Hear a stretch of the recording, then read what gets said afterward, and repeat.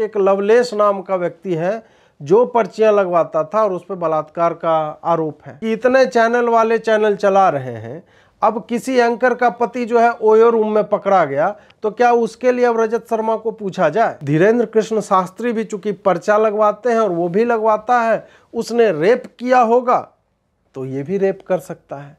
आप इस तरह से इक्वल करना चाहते हैं, दोनों को एक प्लेटफॉर्म पे लाना चाहते हैं कि लोग जो है इनको भी एक बलात्कारी की दृष्टि से देखें। एक वीडियो ध्रुव राठी का भी आया है, वो मैंने देखा नहीं है, लेकिन मुझे पता है कि उसने वहाँ पे भी विष्ठा ही की होगी। ध्रुव राठी से तो वो एक्सपेक्टेड है कि वो वही करेगा ही। मैंने नहीं देखा है, फिर भी मैं जानता हूँ कि उसने वहाँ पे क्या किया होगा। साइंस के अनुसार चाट लो, लगा लो, जो भी होता है उसका यही नृत्य वो कर रहा होगा उसमें। ये यहाँ पर बार बार वही कि किसी तरह से कि ये बलात्कारी है, ये गालीबाज है, ये जो है धंधा करता है, ये जो है लड़कियों से, लड़कों से, भक्तों से रुपया ऐंठता है। यही सब करके धीरेन्द्र कृष्ण शास्त्री की छवि जो है इंडिया टीवी पर रजत शर्मा जो है ऐसा बनाना चाह रहे थे जैसा बॉलीवुड ने बार बार बनाया है कि बाबा जो है भगवा चोला पहन के ठगता है, व्यभिचारी होता है, रेप करता है, रुपये की उगाही करता है। उसको ये राम रहीम टाइप के स्तर पर ले जाने की चेष्टा कर रहा था और कुछ भी नहीं। और जाकर बोले उसको भी, जेलेंस्की को भी, हनुमान चालीसा मानस का पाठ जो है सारी जनता को करने। आस्था लाओ हनुमान जी पे, नहीं होगा। काहे नहीं हो रहा है? भारत पे क्यों नहीं हमला हो जा रहा है? बताओ। इतने लोग जुटे हुए हैं, धीरेन्द्र कृष्ण शास्त्री डटा हुआ है, उसकी आस्था है, वो बचा हुआ है, उस पर क्यों नहीं तुम्हारे इतने निर्लज्ज वाले आरोप जो है वो साबित होते हैं? जाओ हनुमान चालीसा जपो और बहुत मानसिक शांति। मैं तो रजत शर्मा जी को भी कहूँगा कि हनुमान चालीसा का आप जाप कीजिए। मन के जो विकार हैं, जो ये प्रश्न के रूप में आपके निकले हैं, वो सारे विकार जो है वो निकल जाएंगे, आपको भी मानसिक शांति मिलेगी। नमस्कार दोस्तों, ये जो सप्ताह रहा है वो हिंदू धर्म को लेके कुछ ज़्यादा ही चर्चा में रहा है। एक तो वो मौलाना मदनी वाला बयान हम सब ने देखा, और दूसरा बागेश्वर धाम सरकार जो है पंडित धीरेन्द्र कृष्ण शास्त्री जी, उनके ऊपर भी अभी हाल ही में 1-2 दिन पहले रजत शर्मा इंडिया टीवी का आपकी अदालत में उन्होंने बुलाया था, और उसके बाद उन्होंने जिस तरह के प्रश्न पूछे हैं तो उसको देखकर मतलब काफ़ी ट्विटर है और इन सब जगहों पे काफ़ी चर्चा हो रही है और उनको काफ़ी गालियां भी पड़ रही है। तो उत्सुकता हुई मुझे, और मैंने भी देखा तो यही पाया कि या तो देखिए इसमें 2 तरह की चीज़ें हैं कि या तो डेविल्स एडवोकेट जिसको कहा जाता है वो बन रहे थे कि ये प्रश्न जो हैं वो वैसे लोगों के मन में है, मतलब रैंडम इंडिविजुअल्स के मन में है, उनका मैं प्रतिनिधित्व करता हूं तो मैं आपसे पूछ रहा हूं। क्योंकि प्रश्न और जो काउंटर क्वेश्चंस थे, फॉलो प्रश्न जो थे, वो सब के सब बहुत ही विचित्र थे। विचित्र नहीं, और उससे भी आगे अगर मैं कहना चाहूँ तो लग रहा था कि आपने किसी व्यक्ति को बुलाया है उसको जलील करने के लिए, आपका पहले से एक एजेंडा है उसको लेकर के। एक तो जब नाम लेते हैं, जब प्रधानमंत्री मोदी आएंगे तो उसमें मोदी जी, मोदी साहब, इस तरह के शब्द का प्रयोग करते हैं इंडिया टीवी में या कहीं पे भी आप देखेंगे वहाँ पे। लेकिन जब एक संत आया है तो मानो ना मानो, जैसे मैं प्रधानमंत्री मानूं या ना मानूं उससे फर्क नहीं पड़ता, मोदी जी प्रधानमंत्री हैं तो हैं। उसी तरह अगर संत हैं उनके नाम के साथ अगर लगता है बागेश्वर धाम सरकार पंडित धीरेन्द्र कृष्ण शास्त्री जी महाराज, या इस तरह से महाराज भी मत करो, एक जी लगा करके संबोधन करना, और ख़ास करके आपके अतिथि का जिसको आपने आमंत्रित किया है उनके नाम में जी लगाना, ये एक मतलब पत्रकारिता की मर्यादा तो ठीक है, उसमें तो है ही, लेकिन पत्रकारिता की मर्यादा यह भी कहती है कि आप मोदी जी या इस तरह के शब्द का प्रयोग नहीं कर सकते।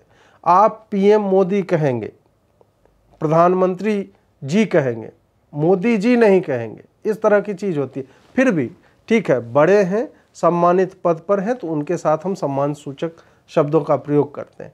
यहाँ पर आप देखेंगे कि चाहे जो वॉइस ओवर चल रहा था, जो इल्ज़ाम लगाए जाते हैं, उसमें भी धीरेन्द्र कृष्ण शास्त्री शब्द का प्रयोग हो रहा है, न जी लग रहा है, कुछ नहीं। और रजत शर्मा भी एक भी बार उन्होंने, एक होता है ना बॉडी लैंग्वेज से, चेहरे की, मुख की भाव भंगिमा से, कि वो वस्तुतः जो है सम्मान देना चाह रहे हैं, लेकिन क्या करें हम, ये सारे प्रश्न हैं हमारे पास, ये तो पूछना पड़ेगा, तो उत्तर दें तो आप सहमति दिखाते हैं, जैसे कि वो भाव विह्वल हो जाएंगे। अगर मान लीजिए भाजपा का कोई नेता आ जाएगा, नितिन गडकरी जी आ जाएंगे, तो उसमें बोलेंगे कि नहीं नहीं, आपने तो ये इंफ्रास्ट्रक्चरल प्रोजेक्ट बना लिए हैं, जो बहुत अच्छी बात है। आप सहमति भी दिखाते हैं जब आपके मन की बात कही जाए।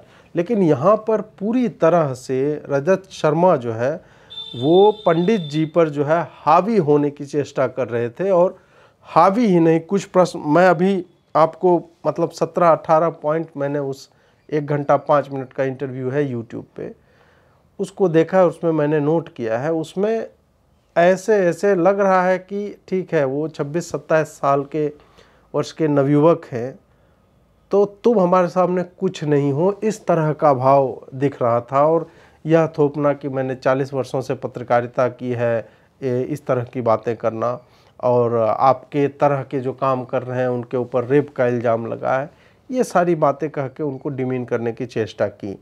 और एक वीडियो ध्रुव राठी का भी आया है, वो मैंने देखा नहीं है, लेकिन मुझे पता है कि उसने वहाँ पे भी विष्ठा ही की होगी, जो इन लोगों की आदत है। ध्रुव राठी से तो वो एक्सपेक्टेड है कि वो वही करेगा ही। मैंने नहीं देखा है, फिर भी मैं जानता हूँ कि उसने वहाँ पे क्या किया होगा। साइंस के अनुसार चाट लो, लगा लो, जो भी होता है उसका यही नृत्य वो कर रहा होगा उसमें, मतलब साउंड इफेक्ट और ये सब ग्राफ चार्ट लगा करके, वो तो मुझे पता है, उससे यह अपेक्षित है। लेकिन क्या रजत शर्मा से, उनसे यह अपेक्षित था कि तुम जो है केवल एक तरह का ही भाव लेकर लगातार अटैक करो? अब मैं एक एक करके क्लिप्स तो नहीं लगा सकता, क्योंकि वो लोग जो है कॉपीराइट का स्ट्राइक मार देते हैं। तो आप मेरी बात जो है, अगर आपको मतलब जांचना है कि मैं सही बोल रहा हूँ कि नहीं, तो आप वो वीडियो जाके 1 घंटे का आप देख सकते हैं। सबसे अधिक चर्चा जिस बिंदु की हो रही है वो यह है कि उनसे पूछा गया बागेश्वर धाम सरकार से, पंडित जी से, कि आप जो है बुलडोज़र की बात कर रहे हैं, तो उन्होंने उत्तर दिया कि हम बुलडोज़र की बात करना क्या है, मैं तो अहिंसक रूप से, बुलडोज़र से कुआं भी खोदा जाता है। फिर वो कहते कहते बोले नहीं कि आप जो है बंदूक की बात करते हैं, माला भाला की बात करते हैं। तो उन्होंने कहा कि हाँ भाई, हम आत्मरक्षा में क्यों नहीं बोलेंगे, हमारी सारी देवियों के हाथ में कोई न कोई शस्त्र रहता है, अस्त्र रहता है, हमारे देवताओं के हाथ में रहता है, तो वो तो रहता ही है दुष्टों का संहार करने के लिए, वध करने के लिए। लेकिन हम तो वो भी नहीं, हम खाली बोल रहे हैं कि रखो और आत्मरक्षा के लिए रखो। उसी में बोलते बोलते अब जो है इसने मतलब उकसाने वाले होते हैं ना लोग। अब 40 वर्ष से मीडिया में है, तो कुछ तो अनुभव है ही कि हम किधर से नोचेंगे, किधर खरोचेंगे, तो आदमी किस तरह से प्रत्युत्तर देगा। तो वो घुस गए। फिर तो आप मतलब बंदूक की आप बात कर रहे हैं, तो उन्होंने कहा कि हाँ बंदूक भी रखना चाहिए। अब ऐसा थोड़ा कि बंदूक रखे तो हम किसी को गोली ही मार देंगे, कुछ दिखाने के लिए भी होता है, सिपाही लोग रखते हैं। उसको उसने इक्वेट किया रजत शर्मा ने कि भिंडरावाले से भी एक बार मैंने इंटरव्यू किया था, तो उसने भी यही बोला था कि मैं बंदूक रखता हूँ, तो क्या सेना के लोग भी रखते हैं और सिपाही भी रखते हैं। तो अब आप सोचिए कि एक सर्टिफाइड आतंकवादी है जिसको मारा गया, जिसने राष्ट्र के विरोध में युद्ध छेड़ रखा था, पैरेलल सरकार चलाना चाह रहा था और राष्ट्र की अखंडता को भंग करने की चेष्टा कर रहा था, और उसके अनुयायी तो आज भी कर रहे हैं, ये सब हमें दिख रहा है। आप उसकी तुलना आप एक साधु से कर रहे हैं, संत से कर रहे हैं, जो गुरु शिष्य परंपरा से चला है और जिसका काम केवल धर्म प्रचार है, जिसने कभी किसी को मारने की बात न की हो, आत्मरक्षा की बात की है। आत्मरक्षा करना तो सामान्य, मतलब कोई संविधान ना रहे, दंड विधान ना रहे, फिर भी आत्मरक्षा तो सन्निहित है हमारे मतलब जीवन शैली में कि हमारे ऊपर कोई अटैक करेगा तो हम तो प्रत्युत्तर में कुछ करें ना करें अपनी रक्षा तो करेंगे। और उस हमारे कानून में भी यह है, आत्मरक्षा में अगर हत्या भी हो जाती है तो उसकी कोई सज़ा नहीं मिलती है। तुम किससे इक्वेट कर रहे हो यार। तब जब इस तरह की चीज़ें आती है तब पता चलता है कि आपकी इच्छा या आपकी नियत जो थी वो यह नहीं थी कि आप उनको बिठा करके और सीधे सीधे प्रश्न पूछ करके कि नहीं भाई आपके ऊपर इतने आरोप लग रहे हैं, हम तो आपके साथ हैं लेकिन ये भी आरोप लग रहे हैं। ये आपका भाव कभी नहीं था। आपका भाव यही था कि किस तरह से कुछ जो है नवयुवक है, खिलंदड़ टाइप का है, वहाँ से हम उसको पोक करेंगे तो ये किसी तरह से कुछ विवादित बात बोल देगा और उससे जो है हमें टीआरपी का लाभ मिल जाएगा। एक प्रश्न उन्होंने पूछा कि हनुमान जी ने आप ही को क्यों पकड़ा। अब ये इतना विचित्र प्रश्न है, मतलब देखिए ये आपको लगेगा सामान्य प्रश्न है, कोई पूछेगा कि हाँ हाँ भाई आप बैठते हैं, आप ही के जिस गधे को आप वाईफाई सिग्नल पकड़ने वाला बोलते हैं, तो आप यह बताएं कि आप ही के पास ये क्यों है और किसी के पास क्यों नहीं है। तो ये सामान्य प्रश्न नहीं है।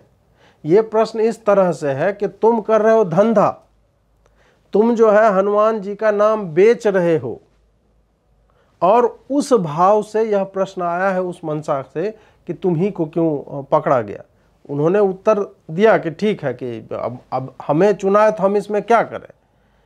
और सही भी बात है कि अगर उन्हें चुना है, और क्यों चुनते हैं, कोई भगवान का प्रिय पात्र क्यों हो जाता है। रामचरित, अब ये लोग जो है अगर गोस्वामी तुलसीदास जी महाराज रहते तो उसको तो रजत शर्मा बिठा के बोलता है कि आप ही को क्यों चुना हनुमान जी ने चित्रकूट के घाट पे जो है मतलब बिठा के और राम लक्ष्मण दर्शन देंगे, बाकी किसी और को क्यों नहीं चुना। फिर तो प्रश्न यह हो जाएगा रजत शर्मा आप ही ने इंडिया टीवी क्यों खोला, कोई भी खोल सकता था।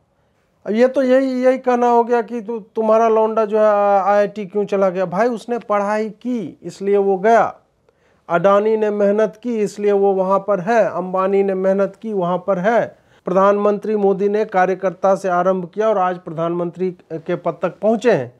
तो इसमें तुम कहोगे कि तुम ही प्रधानमंत्री क्यों बन गए, ये तो विचित्र बात है। और जब बात आस्था की होती है या जो इस तरह, या तो आप मानते हो या नहीं मानते हो। नहीं मानते हो तो आपको वैसे भी समझ में नहीं आना है, आपको हर चीज़ में कॉन्स्पिरेसी दिखेगी। और मानते हो तो आपको यह भी मानना पड़ेगा कि हर व्यक्ति ऋषि नहीं बन सकता, क्योंकि हर व्यक्ति का गुरु उस तरह का नहीं होता। तो जो गुरु शिष्य परंपरा से आए हैं, जिन्हें सिद्धि नहीं है, फिर भी अगर वो इतने लोगों का, हजारों लोग, दिन दिन में सैकड़ों लोग आते हैं जिनकी अर्जी लगती है, तो भाई मेरा एक साधारण सा प्रश्न है, जो भी इनके ऊपर प्रश्न उठा रहे हैं कि ठीक है वो मानव नाम का जो भी व्यक्ति था जो शीघ्र पतन और पता नहीं ये सब की दवाइयाँ बेचता था, सम्मोहन वाला, जिसने बागेश्वर धाम के ऊपर ये क्लेम किया और केस भी किया था, जो बाद में निरस्त हो गया कि अंधविश्वास फैलाते हैं। उसके अलावा लाखों लोग जो अभी तक इनके दिव्य दरबार में आए हैं, एक व्यक्ति भी क्यों नहीं गया पुलिस के पास कि बाबा ने मुझे ठग लिया, झूठ बोला मुझे। मतलब आप सोचिए इतना बड़ा सैंपल साइज है, किसी ने भी क्यों नहीं कुछ लिखा। इस देश में मदर टेरेसा जैसी जो हत्यारिन थी, उसके ऊपर, मतलब मिशनरी ऑफ चैरिटी और ये सब करके वो कन्वर्जन का धंधा कर रही थी, उसको यहाँ का हिंदू स्वीकार रहा है कि हाँ उसको नोबेल प्राइज मिल गया। मतलब मदर टेरेसा बोलने से मतलब सकुचाता नहीं है, हार्वेस्टर ऑफ सोल उसको बोला जाता है। आत्माओं की मतलब फसल उपजाती थी और मरते वक्त बोलती थी कि ये दर्द सहो, ये जो है जीसस ने भी सहा था, तुम भी सहो। इस तरह के स्टेटमेंट देना, खुद साला पेस में कर लगवाए घूम रही है। उसका जो है जीसस ने ठीक नहीं किया। ऐसा तो कोई कम से कम दोगली विचारधारा वाला हमारा तो संत कोई नहीं है, कम से कम बागेश्वर बालाजी वाले तो नहीं है। तो तुम जो है उस पे, जिसने मिशनरी ऑफ चैरिटी के नाम पे जो उनका औषधालय था, ये सब, उसके बारे में इतनी रिपोर्ट्स पड़ी हुई हैं कि वहाँ एकदम इमोरल, अनएथिकल, इलीगल चीज़ें होती थी, उसको आप सहजता से मान लेते हो। और यहाँ पर जिसके ऊपर किसी ने भी कोई प्रश्न नहीं उठाया, किसी ने कोई केस नहीं किया, इतने लाखों लोग उनसे जुड़े हुए हैं, उसके ऊपर तुम कह रहे हो कि नहीं आप तो जो चमत्कार करते हैं, आपको ही हनुमान जी ने क्यों चुन लिया। तो ये तो वही, फिर मैंने इतने उदाहरण दे दिए तो मुझे लगता है कि आपको समझ में आ गया होगा। अगला जो इसने पूछा, मतलब लिचड़ई की हद जो होती है कि इतना पैसा आता है, आप तो जो है टोपी पहनने का भी ले लेते होंगे पैसा, दक्षिणा लेते होंगे, आपको जो टोपी पहनाते हैं लोग कितना कमा लेते हैं, क्या करते हैं इतने पैसों का। ये वही है कि एक ने और एक खबर बना दी थी किसी अखबार वाले ने कि वहाँ के बगल में जो पार्किंग है उसका जिम्मा जो उनके भाई को मिला हुआ है। तो भाई इसमें क्या गलत है? अगर पार्किंग के लिए किसी के पास जमीन है, क्या इलीगल है वो अपने भाई को देना? असंवैधानिक है? और बाकी जगह तो नहीं पता करते भाई, वक्फ वाले इतना जमीन कब्जाए हुए हैं, उनके ऊपर तो आप नहीं बोलते। रजत शर्मा को तो बुलाना चाहिए ना। मैं चाहूँगा कि वो मदनी वदनी ने जो कल परसों में विष्ठा की है मौखिक, उसको भी बुला के पूछे कि तुम जो अल्लाह और ओम को बराबर मान रहे हो तो भाई अपने मस्जिदों पे ओम लिखवा दो फिर, जब बराबर है, और संस्कृत में पूरा नमाज मतलब पढ़ा करो। क्यों पढ़ना है तुम्हें अरबिक में? जब भारत में उत्पन्न हुआ ये धर्म तो यहाँ अरबी भाषा में क्यों कुरान है? ये सब प्रश्न पूछना चाहिए कि तुम्हारे जो है पहले आदम जो आए थे, तो ये भी तो पूछना चाहिए कि हव्वा कहाँ पे थी।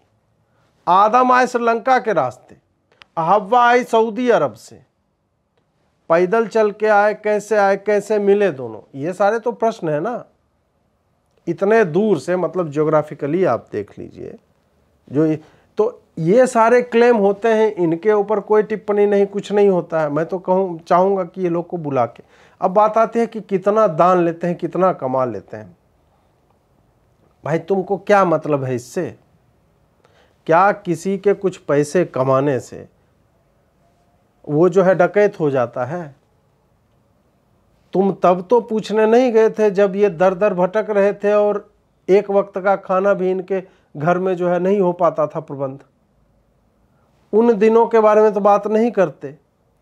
आज जब व्यक्ति अपने परिश्रम से या अपनी साधना से या गुरु के आशीर्वाद से, उनका जूठन प्रसाद पापा करके ही उसके भीतर यह शक्ति आई हो या उनके ऊपर हनुमान जी की कृपा हो, तब तुम पूछ रहे हो कि आपके पास इतना पैसा आते हैं तो क्या करते हैं। अभी फरवरी है, मुझे लगता है कि 3-4 दिन के अंदर वहाँ पे 108 कन्याओं का विवाह होने वाला है। दान पात्र में बागेश्वर धाम में जो भी पैसा आता है, एक एक पैसे से इन कुमारी कन्याओं का विवाह होता है। जिनके विवाह में समस्या है, जिनके भाई या माता पिता उनका विवाह नहीं कर सकते, एक नए जीवन की शुरुआत करने जा रहे हैं, तो उन पैसों से उनके लिए नए जीवन के लिए जितने उपहार आदि चाहिए उन सब की व्यवस्था होती है। तुम हर एक चीज़ नेगेटिव ऐसे कर रहे हो कि ये दुकान चल रहा है, ये धंधा चल रहा है और कितना कमा लेते हैं आप। तो जब आप इस तरह के शब्दों का चयन करते हैं, और वो भी तब जब आप 40 वर्षों से क्लेम कर रहे हैं पत्रकारिता में, तो आपको शब्द की शक्ति का तो आभास होगा ही कि शब्द कितने डैमेजिंग हो सकते हैं, हमें किस तरह के शब्दों का प्रयोग करना चाहिए। कितना कमा लेते हो, जैसे कि वो कोई व्यवसाय चल रहा है, कॉरपोरेट वहाँ पे कोई कार्य हो रहा है, वो बैलेंस शीट जो है उनको दिया जाए। और क्या आपके पास, देखिए इस तरह के प्रश्न पूछने में कोई समस्या नहीं है, लेकिन ऐसे प्रश्न तब पूछे जाते हैं जब आपके पास कोई प्रमाण हो कि उन्होंने जो है ये लिया है किसी से जबरन, और उसके बाद उन्होंने अपने निजी यूज के लिए उन्होंने हवाई जहाज खरीद लिया और उसी में चढ़ के जाते हैं। आप ये प्रश्न जो है ओशो से पूछ सकते थे, जो चार्टर्ड प्लेन से चलते थे, वो भी कह देते कि हमें भाई गिफ्ट में मिला है। तो वो भी प्रश्न उस तरह से नहीं बनता है। अगर कोई एंटरप्राइज चला रहा हो या इलीगल गतिविधियों में संलिप्त पाया जा रहा हो, तब आप कह सकते हैं कि भाई आप तो जो है, आपके भक्त तो मर रहे हैं और आप तो बड़े मज़े का जीवन जी रहे हैं। तो ऐसा कोई प्रमाण आपके पास नहीं है, तब इस तरह के शब्दों का प्रयोग कि कितना कमा लेते हैं। और बहुत ही अच्छा उत्तर दिया धीरेन्द्र जी ने। पंडित जी ने बोला कि दान तो स्वेच्छा से जो भी देना चाहे दे सकता है, मैं कैसे किसी को लौटा दूं। जबकि मैं तो कहता हूं कि मुझे किसी तरह का कुछ नहीं चाहिए, मुझे नहीं चाहिए। मैं ऐसा नहीं है कि मैं पर्ची किसी की आई तो उसमें बोलते हैं कि नहीं 500 रुपया दो तब तुम्हारी पर्ची लगेगी। करने का कमाई का तो यही है ना। अगर 500 आदमी वहाँ पे आ रहे हैं दिन भर में, आप सोचिए, वो बोलते हैं कि 17-18 घंटे मैं काम करता हूँ, गद्दी पे बैठा रहता हूँ, लोगों की जो भी मतलब सहायता कर सकता हूँ करता हूँ। आप एक बार बस सोचिए कि एक व्यक्ति को अगर वो 5 मिनट दे रहे हो, घंटे में 12 व्यक्ति हो जाएंगे, और 17-18 मत मानिए आप 10 घंटा मान लीजिए, 120 व्यक्ति। 120 व्यक्ति से अगर वो कल को कहें कि 1001 रुपया तुम्हें जो है हर पर्ची पे देनी होगी, आपको लगता है कोई झिझकेगा देने से? वो अगर बोल देंगे कि तुम अब यहाँ पे आए हो, बालाजी ने तुम पे कृपा कर दी है, तो तुम जो है कम से कम कुछ तो पैसा दे के जाओ, आपको लगेगा कोई हिंदू झिझकेगा? हिंदू सब ज़्यादा दान देता है और वो पैसा उसके पास भी नहीं रहता। तो जब इस तरह की चीज़ें हो रही हो, आपके पास कोई प्रमाण नहीं है कि वो दक्षिणा लेते हैं, तो फिर इस तरह का प्रश्न आप एक नवयुवक को नीचा दिखाने के लिए करते हैं, और उसके इतर कोई भी मंशा मुझे नहीं लगती। आगे जो है वो कथा का संदर्भ लेते हुए रजत शर्मा पूछते हैं कि आप तो कह देते हैं कि रावण को फ़ोन लगायो और मेरे वाईफाई में सिग्नल आ गया, बिना वीज़ा के हनुमान जी जो है चले गए लंका। और ये कह कर के उन्होंने वापस, मतलब कि आप जो है सनातन का आप मजाक नहीं कर रहे हैं। देखिए, सनातन धर्म को एक तो समझना जो है एकदम सरल शब्दों में अगर कहा जाए तो हम जो है, ऐसा नहीं है कि हमारे लिए कि नहीं एक ऐसे है, इस अक्षर से इतर भी तुम नहीं जा सकते, नहीं, हमारे किसी भी चीज़ में ऐसा नहीं है। आप वेस्टर्न म्यूजिक को ले लीजिए तो उनके एक एक नोट्स कितने हर्ट्ज पे होंगे ये कोडिफाइड है। आपको मोजार्ट की सिम्फनी बजानी है, जैसे मोजार्ट ने लिखा है नोट्स उसी तरह से बजा सकते हैं। भारतीय संगीत परंपरा में आएंगे तो उसमें जो है राग हैं, लेकिन उसका टेम्पो आप बदल सकते हैं, आप जो है उसमें आरोह अवरोह जो है चेंज कर सकते हैं, उसमें स्वतंत्रता होती है। उसमें होता है कि आपको जितना प्रयोग करना है करो, ये दायरे हैं, सा से लेके नी तक है, 7 सुर है, इसमें आपको जितना खेलना है खेलिए। उसी प्रकार जब आप कथा का संदर्भ लेते हैं या देवताओं की मूर्तियों की बात करते हैं, आप देखिए ना कि केले से जो है गणेश जी की मूर्ति बनती है, कोई जो है पेंसिल से बना रहा है मूर्ति, कोई जो है किसी चीज़ से, बांस से बना रहा है, कोई पत्तों से बना रहा है, कोई पीपल के पत्ते लगा लगा कर बना रहा है। आकृति अलग अलग तरह की हो सकती है, सब परफेक्ट नहीं होता है, फिर भी स्वीकार्य है, और सब तरह की आकृतियां मूर्ति मानी जाती हैं। तो फिर जब हम कथा के संदर्भ में वही आते हैं, हम कथा किसको सुना रहे हैं? क्या आपको लगता है कि हर व्यक्ति शंकराचार्य ने जिस भाषा में रचनाएं की हैं हर व्यक्ति को समझ में आए? तब तो आप बोलेंगे कि आप भाषा तो संस्कृत ही रखे, खाली संस्कृत में बोलिए कथा। जब इस तरह की थेथराई करनी है तब तो आप इस तरह से बोल सकते हैं कि रामायण अगर जिस भाषा में संस्कृत में लिखी हुई है वाल्मीकि रामायण, तो उसी में बोलिए। तो कथावाचक आखिर ऐसे क्यों बोलते हैं, और इससे क्या, ये तो आपको लग रहा है ना कि मजाक हो रहा है। कथा कहने में, कथा के साथ कथा रस भी आता है। आप कैसे तन्मयता लोगों की बनाए रखेंगे, तो उसमें इस तरह के शब्दों का प्रयोग होता है कि सामने जो बैठा हुआ है उसके स्तर से भी कथा की जाए ताकि उसको समझ में आए।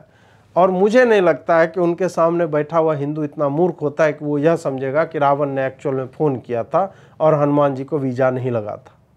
इतने मूर्ख नहीं होते कथा सुनने वाले। आप हो सकते हैं रजत शर्मा जी, लेकिन वो लोग नहीं होते हैं। वो मतलब मुहावरे ऐसे फेंके जा रहे हैं जिसका कोई मतलब नहीं है कि अंधों के शहर में आईना बेचना, उसका कोई संदर्भ नहीं है। मतलब जैसे कि आ रहा था मन में, सोचा कि बोल लेते हैं, इसको क्या ही पता चलेगा, इसको कितना ज्ञान है कि मैं क्या बोल रहा हूँ। उन्होंने बोला कि अध्यात्म की समझ जो है अगर मुझे किसी में विकसित करनी है तो मुझे उसके स्तर तक जाना पड़ेगा, और आध्यात्मिक बातें जो उसका सरलीकरण करके जो है वो लोगों तक पहुँचाया जाए, उनका यह भाव था। अब वहाँ बोल रहे हैं कि नहीं, आपको क्या पता कि आपको लगता होगा कि आप ही ज़्यादा आध्यात्मिक हैं और बाकी लोग ज़्यादा आध्यात्मिक नहीं हैं, आम लोगों को आपसे ज़्यादा समझ है। तो उन्होंने कहाँ डिनाई किया कि आम लोगों को मुझसे मतलब ज़्यादा समझ नहीं हो सकती? क्यों नहीं हो सकती? बिल्कुल हो सकती है। तो क्या किसी को कथा सुनने के लिए बागेश्वर धाम के जो कार्यकर्ता हैं वो गए और ठोठिया के, हम लोग बोलते हैं ये ऐसे पकड़ के खींच के लाए? नहीं लाए ना भाई। कथा सुनने वाले स्वयं जाते हैं, उनकी आध्यात्म की समझ यहाँ पे हो या यहाँ पे हो। कई बार ऐसा भी होता है कि उनके गुरुदेव बगल में बैठे रहते हैं, बोलते हैं कि बेटा तुम कथा सुनाओ, इस पे कोई प्रसंग तुम बताओ, और चेला वहाँ पे बोलता है, तो क्या उसकी समझ जो है, मतलब श्रोता हो गए ना गुरु, तो गुरु से अधिक उसको ज्ञान हो जाएगा। ये किस तरह से वहाँ पे मतलब बोलते बोलते बोल गए कि भोले भाले लोगों को आपको बताना चाहिए कि ये मजाक है। मतलब किन भोले भाले लोगों ने रजत शर्मा से ये कंप्लेन कर दी कि सर देखिए हम लोग भोले भाले लोग हैं और हमारे साथ तो हम मजाक हो गया, बोल दिए वाईफाई में सिग्नल आ रहा है। बताइए, हनुमान जी गदा में वाईफाई लगा हुआ है। तो इससे पता चलती है कि आपकी नीयत सही नहीं है। आप जिस नीयत से प्रश्न पूछ रहे हैं वो बहुत ही प्रदूषित है, वो जो है वो एकदम एडल्ट्रेटेड है, और वो कहीं और से आपको डायरेक्ट किया गया है। किस तरह का वो हो सकता है कि धंधा आप जो कर रहे हैं, उस धंधे ने, जिस धंधे में आप जो है बकरी का दूध पी जाता है एलियन, इस तरह से जो आपने आरंभ किया था है, वहाँ से चल कर के इंडिया टीवी अब यहाँ तक आया है, तो आपकी अदालत चला रहे हैं और उसमें अपने मन की बातें वहाँ पे बोल रहे हैं। इसी संदर्भ में आगे बढ़ते हुए उन्होंने एक बोल दिया कि आप तो जो है बेटिकट भी पकड़े गए थे, ये भी बताइए। अब देखिए, बात हो रही है बागेश्वर धाम के ऊपर, बात हो रही है धीरेन्द्र कृष्ण शास्त्री जी के ऊपर। बेटिकट पकड़ा जाना एक कौन सा मतलब अपराध हो गया? बहुत सारे लोग पकड़े जाते हैं और बहुत सारे लोगों के पास नहीं होता है, या तो पैसे नहीं होते हैं या जल्दबाजी में चढ़े होंगे। तो लेकिन क्या ये वो बातें हैं जिसे आपको टीवी पे पूछना चाहिए था? अगर ऐसा होता कि वो बेटिकट पकड़े गए होते और वो कहीं पे डकैती डालने जा रहे हैं, या बेटिकट पकड़े गए और उन्होंने कहा कि हम जो है हम नहीं देंगे पैसा, हम बाबा हैं, हम साधु हैं, क्या ऐसा हुआ था? नहीं हुआ था ऐसा। उन्होंने बताया कि मुझे टीटी ने पकड़ा और मैंने उसके बाप का नाम सब कुछ बता दिया और 1100 रुपया मैं टीटी से लेकर ही आ गया। तो और ये नीचा दिखाने का क्रम जो है उनका टूटता नहीं है। आगे वो बोलते हैं कि उसी इलाके में कई लोग ऐसे हैं जो आपकी तरह पर्चियां लगवाते हैं। तो भाई सबके लिए वही व्यक्ति जिम्मेदार है क्या? उसमें से उतने लोगों में इन्होंने बोला कि एक लवलेश नाम का व्यक्ति है जो पर्चियां लगवाता था और उस पर बलात्कार का आरोप है। अब आप मुझे यह बता दीजिए कि इतने चैनल वाले चैनल चला रहे हैं, अब किसी एंकर का पति जो है ओयो रूम में पकड़ा गया, तो क्या उसके लिए अब रजत शर्मा को पूछा जाए कि एक पत्रकार का पति जो है ओयो रूम में क्या कर रहा था? कोई पत्रकार ही इनके चैनल का भी हो या इनके चैनल का बाहर का हो, वो जो है फेक न्यूज़ फैलाते पकड़ा जाता है, तो क्या उसके लिए रजत शर्मा जिम्मेदार हैं? उनसे हमें यह प्रश्न पूछना चाहिए। या वो कल को किसी अपराध में पैसा लेकर के बोल रहा हो कि हमको स्टोरी कर देंगे, उसके लिए क्या रजत शर्मा उत्तरदायी हैं? नहीं है। तो फिर आप इस तरह का प्रश्न क्यों पूछते हैं? आप इस तरह का प्रश्न इसलिए पूछते हैं कि आपकी दृष्टि में धीरेन्द्र कृष्ण शास्त्री भी चूंकि पर्चा लगवाते हैं और वो भी लगवाता है, उसने रेप किया होगा तो ये भी रेप कर सकता है। आप इस तरह से इक्वल करना चाहते हैं, दोनों को एक प्लेटफॉर्म पे लाना चाहते हैं कि लोग जो है इनको भी एक बलात्कारी की दृष्टि से देखें। आप समझिए इन बातों को, ये कोई छोटी बात नहीं है। ये हमारे धर्माचार्यों को, हमारे कथावाचकों को, जो वही पुरानी बॉलीवुड वाला है ना कि ये ठग होते हैं, व्यभिचारी होते हैं, उसी चीज को रीइंफोर्स करने के लिए इस तरह से बोला जाता है कि ये देखो लवलेश ने तो रेप किया था, तो आप ही की तरह का काम करता है, तो हो सकता है कि आप भी उसी सुर में ये लोग जा रहे थे। आगे पूछते हैं कि भाई हम साधु संतों का तो बहुत ही सिंपल सा वेशभूषा होती है और जो है आप जो है इतना रंगीन और कलरफुल, ये सब पूछते हैं। आप मुझे बताइए, ये कोई प्रश्न है पूछने का? अब हेयर कट पे बोल देते हैं कि नहीं बाकी लोग तो बाल नहीं रखते हैं, आपने बाल रखा हुआ है। ये उसी स्तर का प्रश्न है जो प्रश्न आए दिन, और धीरेन्द्र कृष्ण जी ने वो कहा भी आगे कि सोशल मीडिया पे तो मेरी हर तीसरे दिन शादी होती रहती है, विवाह का डेट तक जो है वो डाल दिया जाता है। ये उसी स्तर का घटिया प्रश्न है कि आपकी वेशभूषा से क्या मतलब है यार? क्या उसने वो जो मतलब वो क्या लहंगा चोली पहन के आ गया जो विचित्र है? विचित्र होगा ना कि एक पुरुष है और साधु है, उसने जो चोली पहन लिया, उसने ब्लाउज पहन लिया ऊपर में और उसमें संतरे डाल लिए, तब इसे विचित्र माना जाएगा। तब हम कहेंगे कि अबे यार ये क्या कर रहे हैं। वो व्यक्ति धोती पहन रहा है, नीचे ऊपर कुर्ता है, सर पे पगड़ी है, वो परिधान है। इससे आपको मतलब कि रंगीन है आप, रंगीन है आप। अब इसमें एक दूसरी चीज भी है, जो धीरेन्द्र कृष्ण शास्त्री जी का वीडियो जिन्होंने देखा होगा, उसमें एक चीज़ आप और देखेंगे, वो थपड़ी बहुत बजाते हैं, वो उचकते हैं और वो बहुत ही विनोदी स्वभाव के हैं, नवयुवक तो हैं ही। अब देखिए ऐसा क्यों होता है? अब इसमें दोनों चीज़ है कि अगर आपकी इन सब चीज़ों में आस्था नहीं है तो आपको समझ में नहीं आएगा। लेकिन जो व्यक्ति जिस इष्ट देव की पूजा करता है या जिससे उसका अत्यधिक जुड़ा होता है, तो उसके आचरण में उस इष्ट के आचरण का प्रभाव आपको मिलने लगेगा। हनुमान जी वानर थे, बंदर नहीं थे, वानर थे, और वो उसी तरह के चंचल प्रवृत्ति के थे और उसी रूप में उनकी पूजा होती है वहाँ पर। तो जो उनका अनन्य भक्त होगा वो उस तरह से आचरण करेगा। इसलिए आपको उचकते हुए, वो ताली बजाते हुए और बहुत ही विनोदी व्यक्तित्व के आपको लगेंगे। तो ये होता है, कोई अगर नाग देवता की पूजा करता है तो उसकी वाणी में उसका जीभ बाहर निकलने लगेगा। और ये अगर आप उन संतों से मिले हैं, उन लोगों से मिले हो जिनके इष्ट इस तरह के होते हैं। राम का जो भक्त होगा हमेशा सौम्य होगा, कृष्ण का जो भक्त होगा वो अलग तरह का होगा, जो धर्म की रक्षा के लिए हर तरह के हथकंडे अपनाने के लिए उद्यत रहेगा।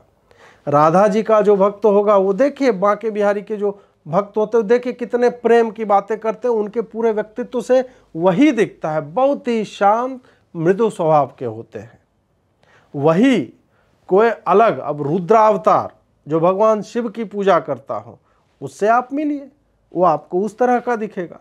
तो अपने इष्ट के जो उनका जो व्यवहार है, उनका जो आचरण है, उसका प्रभाव जिस पर उसकी कृपा होती है, जो उनके भक्त होते हैं उन पर पड़ता है, इसीलिए आपको उस तरह के दिखते हैं। अब वापस आते हैं कि आपकी वेशभूषा रंगीन है। एक स्त्री ने यह प्रश्न पूछा था जो वहाँ बैठे हुए थे, तो उन्होंने यही बोला कि भाई इसमें समस्या क्या है? भाई युवा हूँ और सबको पहनना चाहिए, दुनिया में 7 रंग भगवान ने अगर बनाए हैं, उसको पहनने में क्या समस्या हो सकती है किसी को?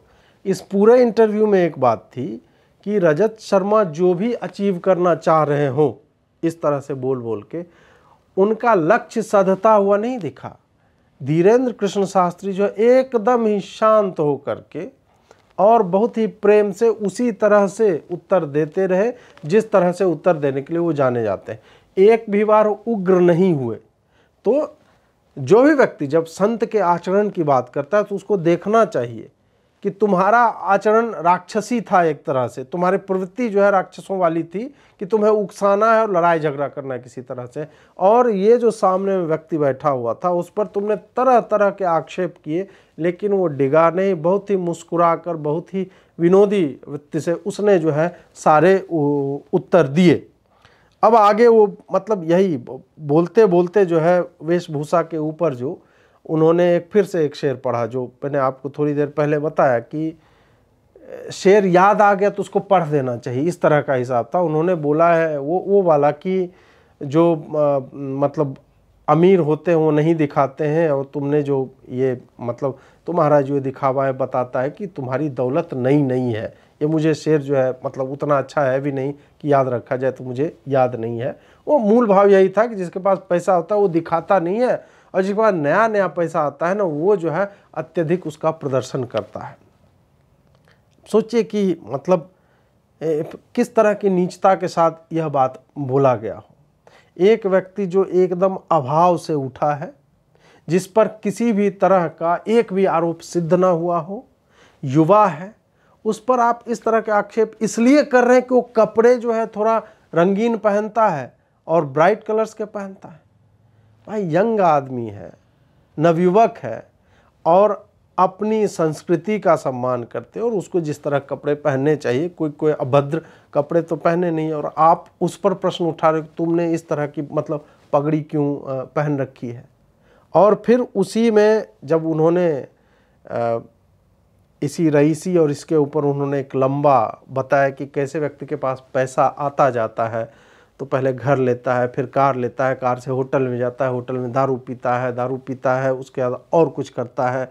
ये सब कह के उन्होंने फिर उसको जोड़ा कि मेरे पास तो भक्ति का धन है, और भक्ति का धन जिसके पास आ जाता है उसके पास किसी और धन की आवश्यकता नहीं। उन्होंने एक पद्य के रूप में यह सुनाया उनको, कविता के रूप में। तब वो बोलता है रजत शर्मा, यही सब तो डायलॉगबाजी कर कर के आप फेमस हुए हैं। डायलॉगबाजी करके रजत शर्मा तुम्हारे जैसे लोग फेमस हुए हैं। डायलॉगबाजी तो वही है ना कि बकरी का दूध पी गया एलियन, ये डायलॉगबाजी है पत्रकारिता की भाषा में। और तुम्हारे चैनल पर या हिंदी मीडिया किसी भी चैनल पर जिस तरह से है ना कि भूकंप आ रहा है तो उसमें भी कुछ जो है निकाल के मज़ेदार बना लिए 2 लाइन का। यूक्रेन में युद्ध हो रहा है, लाखों लोग जो है उससे प्रभावित हो रहे हैं, तो उसमें 2 लाइन का तुम ले आए। घटिया से घटिया कुछ घटित हो रहा हो और उस पर जो है तुम्हारे जो रैंडम राइमिंग स्कीम्स जो होती हैं हिंदी पत्रकारों की या प्रोड्यूसर्स की, जो भी इस तरह के प्रोग्राम बनाते हैं, तो तुम डायलॉगबाजी की बात करो। डायलॉगबाजी कर करके तुम लोग का तो घर चल रहा है। तुम पंडित जी पर क्या आरोप लगा रहे हो कि डायलॉगबाजी करते हैं? कल को तो वही बात है ना कि कथा सुनाना या भक्ति से किसी को जोड़ना, इन सब चीज़ों को जो है तुम डायलॉगबाजी मान लोगे। और वही होता है कि जब आपकी समझ से कोई चीज़ बाहर होता है, आपके समझ के दायरे से, तब आपको लगने लगता है कि नहीं, बाकी लोग जो है डायलॉगबाजी करके किसी तरह दुकान चला रहे, क्योंकि तुम कर रहे हो धंधा, तुम चला रहे हो दुकान, तुम उसी तरह से पैसे कमा रहे हो। अवसरवादी व्यक्ति हैं ये लोग, इस पर मैं आगे बोलूँगा कि इन लोगों में हम अपने वो कि नहीं यार राइट विंग का ये चैनल है, ये तो मोदी जी की वाह है। भाई आप गलत कर रहे हैं, आपकी सोच में थोड़ी सी समस्या है अगर आप इस तरह से मानते हैं कि ये लोग आपके हित की बातें करते हैं। और वो दिख गया कि आपके एक संत को बुलाकर, साधु को, युवक को बुला करके एक तरह से नीचता के साथ उनको जो है नीचा दिखाने की चेष्टा की गई। उसके बाद आगे वो बोलते हैं कि आप जो है अपशब्द बोलते हैं, आप बोलते हैं कि मसल दूंगा, तुझे नंगा कर दूंगा, ये सारी बातें बोली।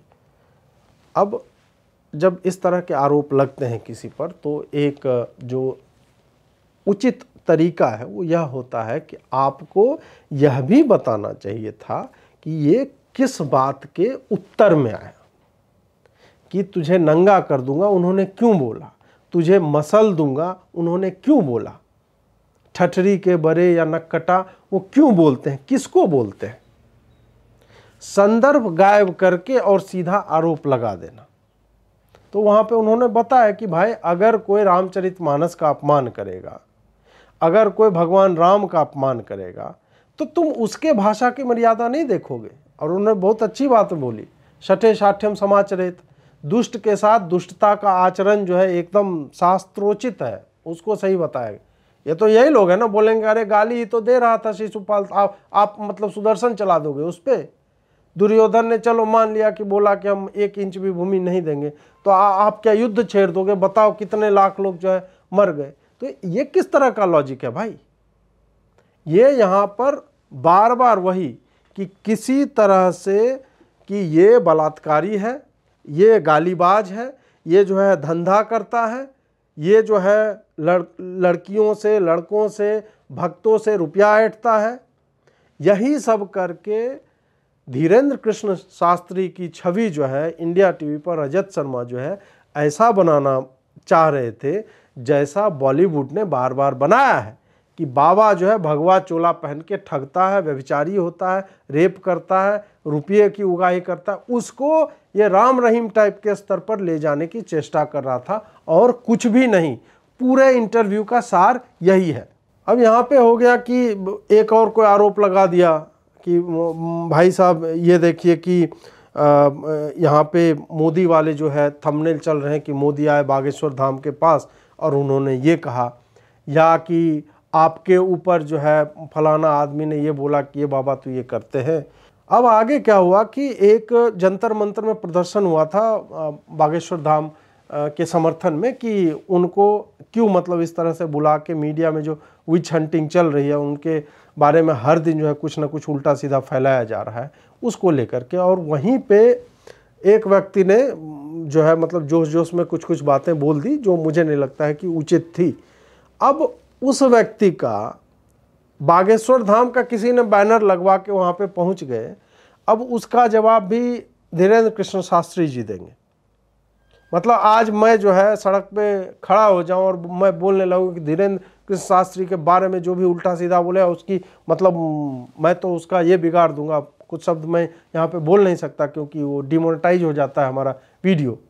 तो मारकाट की बात अगर मैं करने लगूं तो क्या इसके लिए धीरेन्द्र कृष्ण शास्त्री जिम्मेदार है? ये तो वही बात हो गई ना कि मोदी जी को मतलब जोर दिया जाता है कि अखलाक को मारने वाला जो है उस भीड़ में एक व्यक्ति ऐसा था जिसके घर का कोई सदस्य, वो भी दूर का भाजपा से संबंधित था, इसलिए अब जवाब मोदी जी दें।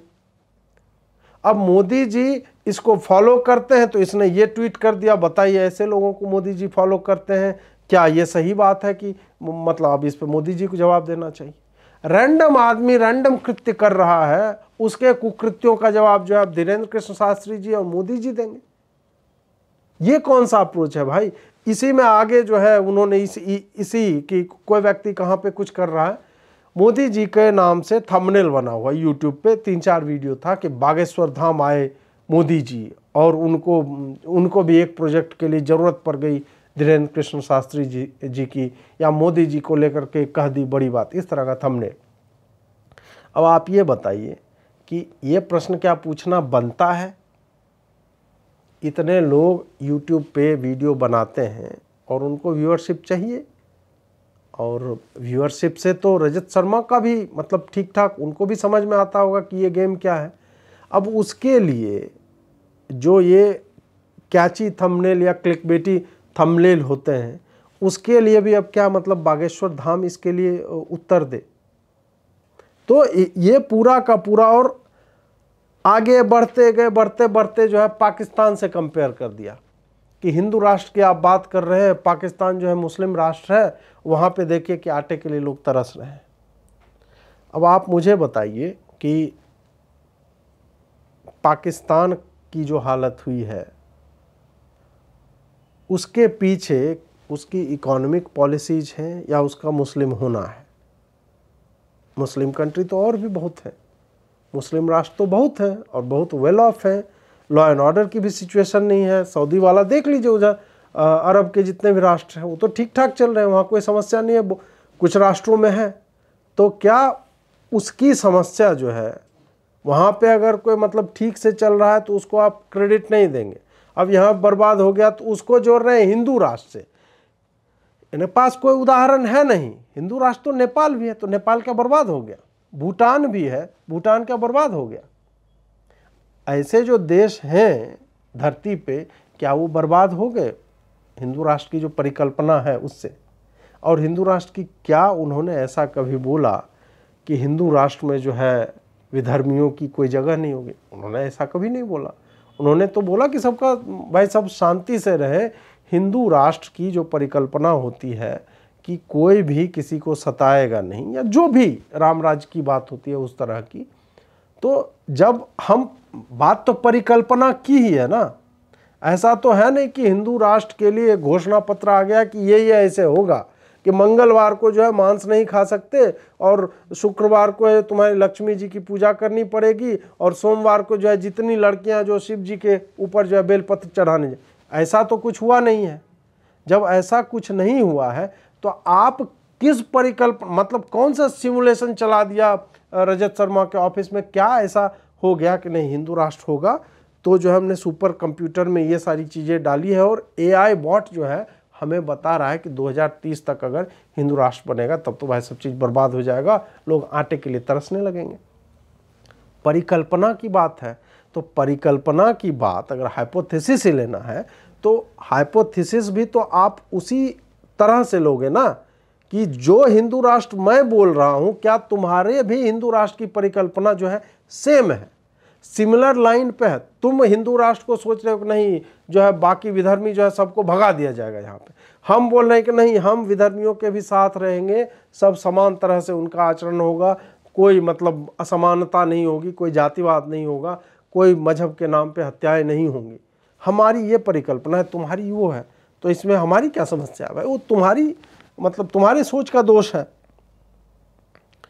चंद्रा स्वामी से तुलना कर दिया कि वो जो है फलाने के साथ खड़े होके और उसने हिलेरी क्लिंटन के साथ फ़ोटो खिंचा लिया, उसने जो है इंदिरा गांधी के साथ मतलब 10-12 लोगों के नाम गिना दिया लिज ट्रस के साथ, और इनके साथ उसने फ़ोटो खिंचाया और वो अपनी दुकान चलाता था। तो भाई उसने खिंचाया, अब इनके भी दरबार में बहुत सारे लोग जो है आते हैं, देवेंद्र फडणवीस आए, नितिन गडकरी जी आए, बहुत सारे आते हैं, और हाल ही में तो कमलनाथ जी भी गए। कमलनाथ के साथ मैं जी क्यों लगा रहा हूँ, जो भी है तो वो भी गया वहाँ पे, कांग्रेस वाले भी जा रहे हैं।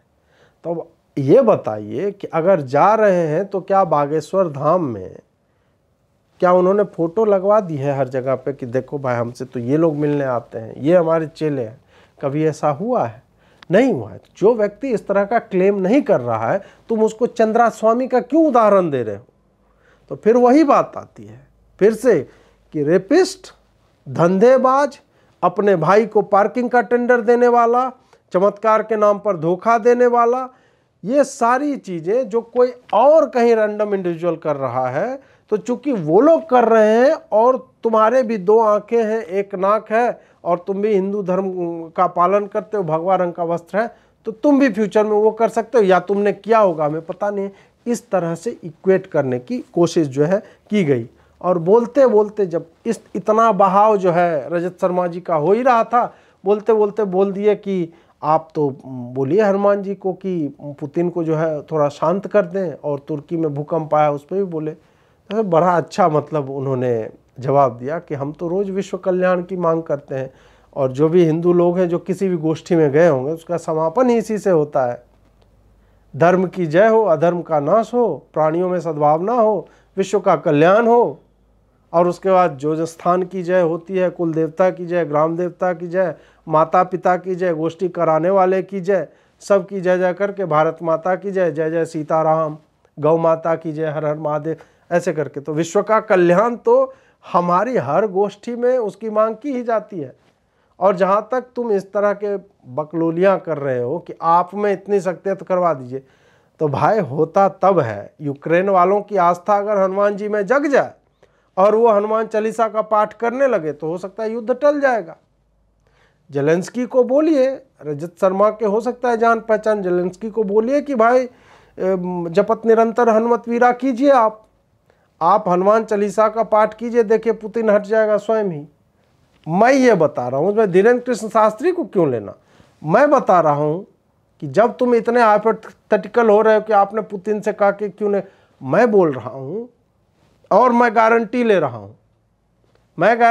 हूँ, कि जेलेंस्की को और अर्दोआन है दोनों को बोलिए, आप जाके तुर्की का जो राष्ट्रपति है दोनों को जाकर बोलिए कि भाई तू आज से हनुमान चालीसा का जाप करने लगे, तेरे देश में तेरे कार्यकाल में इस तरह की तबाही नहीं होगी, भूकंप नहीं आएगा, मैं गारंटी लेता हूं नहीं आएगा। और जाकर बोलिए उसको भी, जेलेंस्की को भी, हनुमान चालीसा मानस का पाठ जो है सारी जनता को करने, आस्था लाओ हनुमान जी पे। नहीं होगा, काहे नहीं हो रहा है? भारत पे क्यों नहीं हमला हो जा रहा है बताओ? इतने लोग जुटे हुए हैं, धीरेन्द्र कृष्ण शास्त्री डटा हुआ है, उसकी आस्था है, वो बचा हुआ है, उस पर क्यों नहीं तुम्हारे इतने निर्लज्ज वाले आरोप जो है वो साबित होते हैं?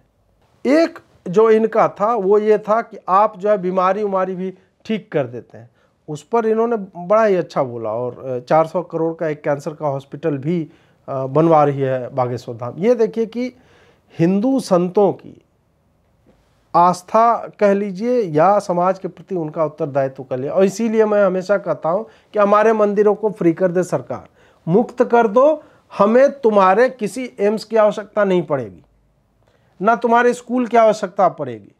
हम जिस तरह से टेम्पल बेस्ड इकोनॉमीज हुआ करती थी कि मंदिर से ही औषधालय भी चल रहा है, रुग्णालय भी चल रहा है, जो है वैद्य जी भी आ रहे हैं, मंदिर ही पाठशालाएं भी चला रहा है, मंदिर ही ट्रेडिशनल आर्ट फॉर्म्स को भी संजो कर रख रहा है। सब चीज़ मंदिर से संचालित होते थे। हमारे मंदिरों को मुक्त कर दो, हम लोग जो है कैंसर का भी अस्पताल बनवा लेंगे, हम लोग स्कूल भी खोल लेंगे, क्योंकि हमारे जितने हैं बड़े बड़े वो चैरिटेबल संस्थाएं चला रहे हैं। लाखों लोग भोजन पाते हैं हर मंदिर के परिसर में, हर ठाकुरबाड़ी में। हाँ, ये ठीक है कि हम लोग वो फोटो नहीं खिंचाते हैं कि तुर्की में भूकंप आया, नहीं कि 100 पैकेट खाना और 1000 कैमरा लेके हम लोग पहुंच गए वहाँ पे। तो इस तरह का काम हिंदू लोग नहीं करते हैं। कुछ लोग करते हैं, उनको शोभा देता है, उनको लगता है कि दुनिया में यही लोग भोजन जो है भूखे कराते हैं। हम लोग नहीं क्लेम करते हैं, क्योंकि हमारा रहा है हमेशा, हमें ये उतना ही प्राकृतिक लगता है गरीबों को या हमारे मंदिरों में कोई आ गया भोजन कराना, जितना प्राकृतिक श्वास लेना है। हम सोचते थोड़े कि हमने आज श्वास ले लिया। तो जिन्हें ये लगता है कि हमने कुछ नया कर दिया, वो फोटो खिंचा के डालते हैं। हिंदुओं को कभी ये लगा ही नहीं कि ये कोई ऐसी चीज़ थी जो किसी ने की नहीं और हमने कर दी। उन्हें लगता है ये तो करना ही चाहिए, और इसमें दिखावा क्या करना, फोटो खिंचा के क्यों डालना। बीमारी पे वही तो उन्होंने ये कहा कि भाई हम ये नहीं कहते किसी को, और मैंने स्वयं देखा है कई उनके दिव्य दरबार ये सब लगे हैं, तो उन्होंने बोला कि तुम्हें डॉक्टर ने ये कहा है और मैं ये कहता हूँ कि ये उपाय करो, और दवाई भी चलने दो। अगर कोई दवाई चल रही है, वो एकदम एक्सप्लिसिटली बोलते हैं कि जो दवाई चल रही है उसे भी चला, बाकी तुम ये तांत्रिक उपाय कह लीजिए, मंत्र का उपाय कर लीजिए, जो भी है वो बताते हैं कि ये भी करो। तो उनका सीधा यही था कि ठीक है कि कोई मरने की ही एकदम स्थिति में है और डॉक्टर ने उसको बोल रखा है कि भाई अब जो है तुम्हारे पास समय नहीं है, तो उनको ये बोल देते हैं कि ठीक है, अगर मैं उसे बोल देता हूँ कि तुम हनुमान जी का जप कर लो, थोड़ा सा मन में शांति हो जाएगी, तो मृत्यु का भय जो है उतने दिनों के लिए नहीं रहेगा, तो कम से कम वो शांति से मर तो सकेगा, उसे मुक्ति तो मिलेगी। तो इसमें क्या बुराई है? मुझे तो इसमें कोई बुराई नहीं लगती। और जो स्वयं बोल रहा हो कि भाई हमारे मंदिर के सामने जो औषधि का भंडार भी है, और हम बोलते हैं कि डॉक्टर से भी कंसल्ट करते रहो, तो मुझे नहीं लगता है कि उसमें। और जो भूत प्रेत को मानते हैं, बात वही आती है कि अगर आप भूत प्रेत को मानते हैं तो देवता भी हैं। और फिर उसी मतलब हनुमान चालीसा में ही है, हनुमान जी जो है भूत पिशाच निकट नहीं आवे, महावीर जो नाम सुनावे, है कि नहीं?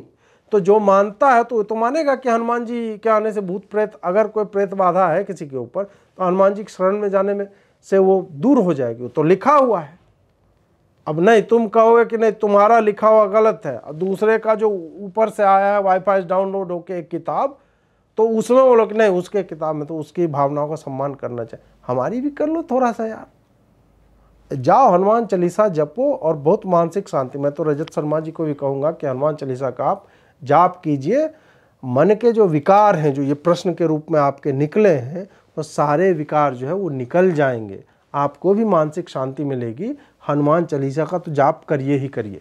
अब बात आती है कि ये सब हो क्यों रहा है, और इस पर मैंने पीछे भी एक वीडियो बनाया था कि ये देखिए कि ये अब चूंकि YouTube के कारण, फेसबुक के कारण और इनकी मूर्खताओं के कारण, वामपंथियों की मूर्खताओं के कारण कि बागेश्वर धाम पे अटैक कर रहे थे, अब अचानक से क्या हुआ है कि लोगों के घर में अब YouTube पे इनके वीडियो चलने लगे हैं। और YouTube पे अगर आस्थावानों के घरों में ऐसे वीडियो चलेंगे तो उनकी आस्था और प्रगाढ़ होती है। तो लोग अब YouTube का भी देखिए AI है कि हम बागेश्वर धाम के बारे में सुन रहे थे, उसके बाद उनके गुरुजी परम पूज्य रामभद्राचार्य जी महाराज का वीडियो आने लगा, हम तो उसी में रम गए हैं। मेरे घर में अब मतलब मैं बता रहा हूँ कि दिन में अगर 5 घंटे अगर चलता है YouTube, तो उसमें 4 घंटे जो है रामभद्राचार्य जी की कथा चलती है, देवकी नंदन जी की कथा चलती है, और उसको सुनकर मैं अपना मतलब निजी बता रहा हूँ कि मुझे तो काफ़ी लाभ हो रहा है।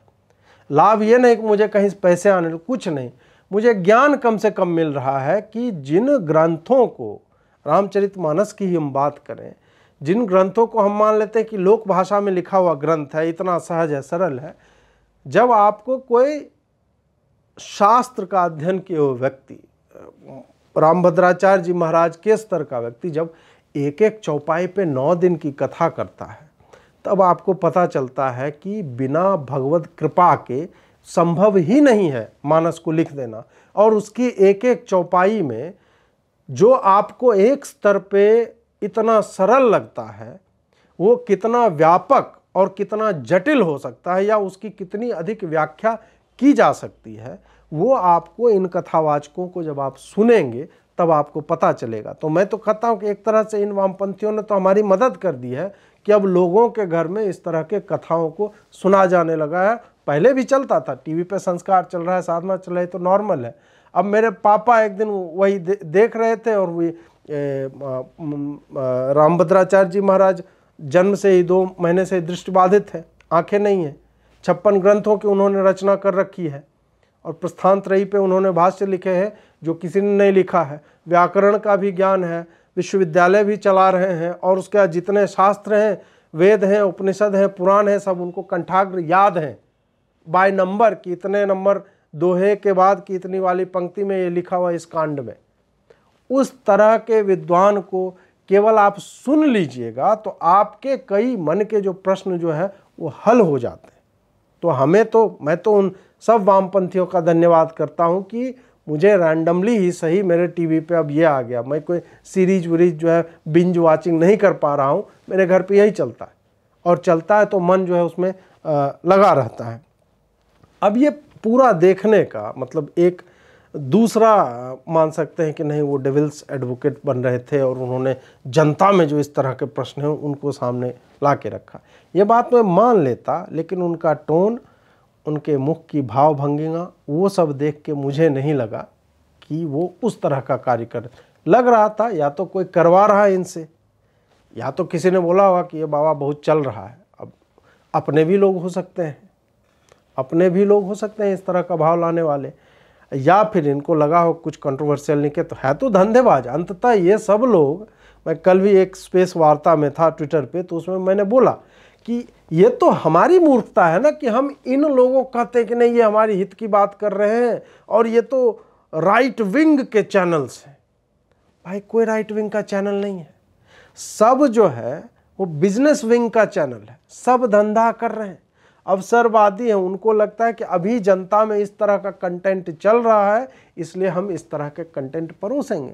नहीं तो आपको लगता है कि मतलब बकरी और एलियन और रावण की गुफा मिल गई जहां से स्वर्ग गया था, इस तरह का चलाने वाले लोग इस तरह का काम, आपको लगता है कि इसमें सुधार आ गया मोदी जी के आते ही?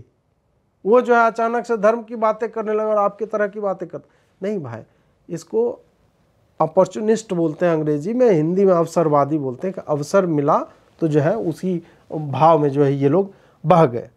ये हमें तय करना है कि हमें किसमें अपनी आस्था रखनी है। ये लोग आएंगे और अपने आप को सतत निरंतर एक्सपोज करते रहेंगे, और आपको उन्हें भी उसी तरह से देखना चाहिए। धर्म को मानना है पूरा मानिए, आस्थावान बनिए।